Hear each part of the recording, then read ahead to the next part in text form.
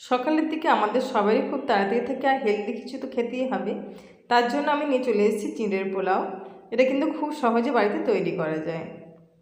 এটার জন্যে অনেকটা ভেজিটেবল একটু দরকার আর অনেকটা বাদাম। দেখো এখানে আমি বাদাম নিয়েছি। বাদামটাকে আমি ভালো মতন করে ভেজে নিলাম। তার সঙ্গে দিয়ে দিলাম একটু কিশমিশ। তারপর আমি একটু কারি পাতা ভেজে নিলাম। সমস্ত জিনিস আমি ভেজে তুলে নেব প্রথমেতে। তারপর কড়াইয়ের মধ্যে আমি দিয়ে দিয়েছি তেল। তেলের মধ্যে আমি দিয়ে দিলাম কাঁচা লঙ্কা, সর্ষে আর ছোটো ছোটো পেঁয়াজ কুচি, গাজর কুচি, ক্যাপসিকাম কুচি আর বিনস কুচি। সমস্ত জিনিসগুলো গ্যাসের ফ্লেম লো রেখে আমি ভালো মতন করে নাড়াচাড়া করে ভেজে নেব।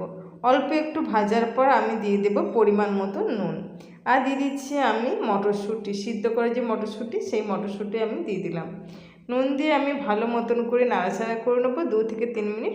গ্যাসের ফ্লেম লো রেখে রান্না করলে কিন্তু রান্নাটা ভালো হবে। চলো এবার দিচ্ছি একটু চিনি। চিনি দিলে খাবে সবজির কালারটাও সুন্দর থাকবে আর টেস্টটাও কিন্তু ভীষণ সুন্দর আসবে। এইভাবে ঝরঝরে পোলাও খেতে কিন্তু আমরা সবাই ভীষণ পছন্দ করি। চলো চিঁড়েটা তো নিয়েছি, চিঁড়েটাকে আমি ভালো মতন করে চালনিতে চেলে নিয়েছি। নিয়ে ভালো মতন করে জল দিয়ে একটু ধুয়ে নিয়েছি। বেশিক্ষণ রাখার দরকার নেই, অল্প কিছুক্ষণ 2 মিনিটের মতন ধুয়ে নিলেই ব্যাস। আর এরকম ঝরঝরে পোলাও খেতে কিন্তু বাচ্চাদের টিফিনে কিংবা সকালে নিজেদের ব্রেকফাস্টের জন্য কিন্তু খুবই উপকারী। এটা কিন্তু তার সঙ্গে হেলদি, যেহেতু সকালবেলা আমাদের ভারী কিছু খাওয়া শরীরের মধ্যে খুবই প্রয়োজন। আর এরকম ভারী জিনিস খেলে আমাদের কিন্তু অনেকক্ষণ খিদেও পাবে না। আর বাচ্চাদের টিফিনেও কিন্তু এই জিনিসটা খুবই উপকারী। বাচ্চারা যেহেতু অনেকে সবজি খেতে চায় না, এইভাবে যদি সবজি শুদ্ধ দেওয়া হয় চিড়ে পোলাও করে, তারা কিন্তু অনায়াসে খেয়ে নেবে। চলো কিশমিশ, কারি পাতা আর বাদাম ভাজাটা আমি এখানে দিয়ে দিলাম। তার সঙ্গে দিয়ে দিলাম খানিকটা মটরশুঁটি সিদ্ধ।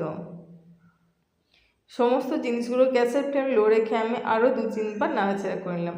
তাহলেই কিন্তু রেডি হয়ে গেল আজকে চিড়ের পোলাও। তোমাদের যদি আমার ভিডিও ভালো লাগে প্লিজ চ্যানেলটি সাবস্ক্রাইব করবে, তাহলে আমি আরও নতুন নতুন ভিডিও দিতে আমারও ভালো লাগবে। দেখো এইভাবে চিড়ের পোলাও অবশ্যই তোমরা আরেকবার বাড়িতে তৈরি করবে। ঝরঝরে চিড়ের পোলাও, একদম কোনো গায়ে লেগে যাবে না।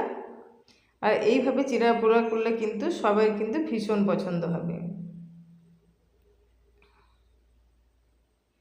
দেখো কালারটার সবজির কিন্তু খুব সুন্দর আছে। এইভাবে যদি কালারফুল যে কোনো রান্না করা হয় তাহলে তো বাড়ির সবারই ভীষণ পছন্দ হবে, আশা করাই যাচ্ছে। তাহলে বন্ধুরা আমার ভিডিও যদি ভালো লাগে প্লিজ লাইক আর কমেন্ট করতে একদম ভুলবে না, আর অবশ্যই আমার চ্যানেলটি সাবস্ক্রাইব করে দেবে। তাহলে এখানেই আমার ভিডিওটা শেষ করছি। তোমরা ভালো থাকবে, সুস্থ থাকবে। আবার অন্য কোনো দিন অন্য কোনো ভিডিও নিয়ে আসবো।